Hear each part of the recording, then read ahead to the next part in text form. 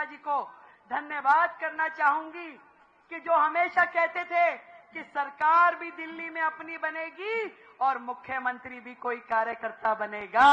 जब वो ये ऐसे उंगली करके बोलते थे तो मुझे थोड़ी ना पता था कि मैं बनूंगी। अध्यक्ष जी कह रहे कि इशारा तो मैंने बहुत किया, तुमने समझा ही नहीं। असल में आपका इशारा सबको लग रहा था मैं भी हो सकता हूं, मैं भी हो सकता हूं। वो जैसे प्रभु रामचंद्र जी की मूर्ति है ना अयोध्या जी में, ऐसा लगता है मुझे देख रही है, वो कह रहे मुझे देख रही है, तो आप जिसकी ओर देखते थे उसे लगता था कि शायद मैं ही हूं।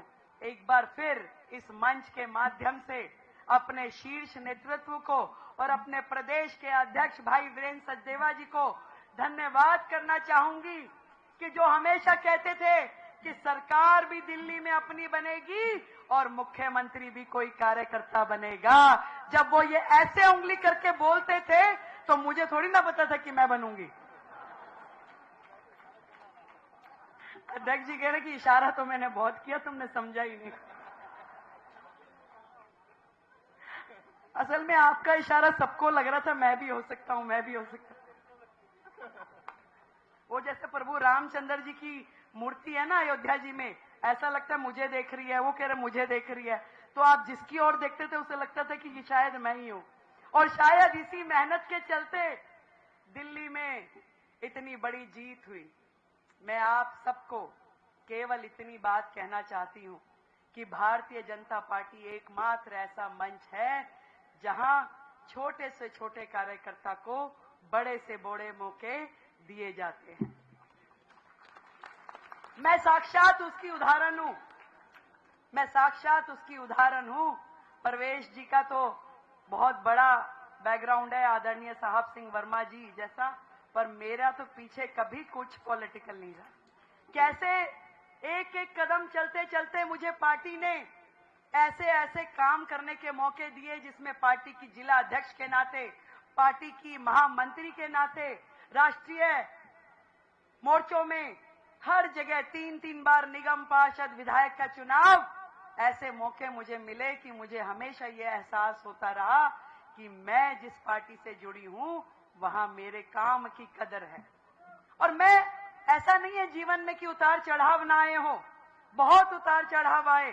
कभी बिल्कुल खाली बैठ गए, कभी कुछ काम मिल गया, कभी चुनाव लड़ने का मौका मिला, कभी नहीं मिला, कभी मेयर बन गए और कभी नहीं बन पाए।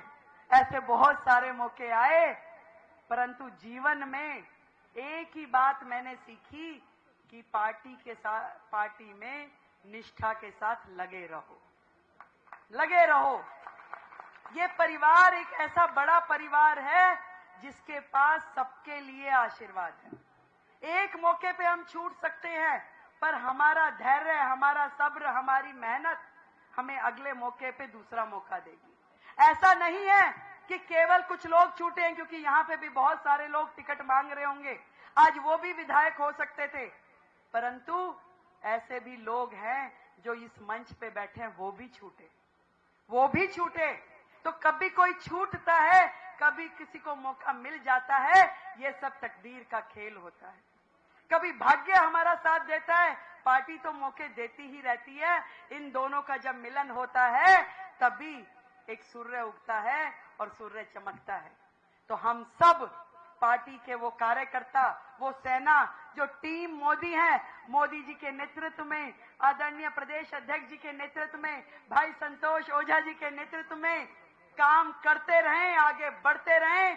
अभी आने वाले समय में जब जैसे परवेश जी ने कहा कि 50 साल तक कमल खिलाना है, सबके लिए ढेरों मौके आएंगे।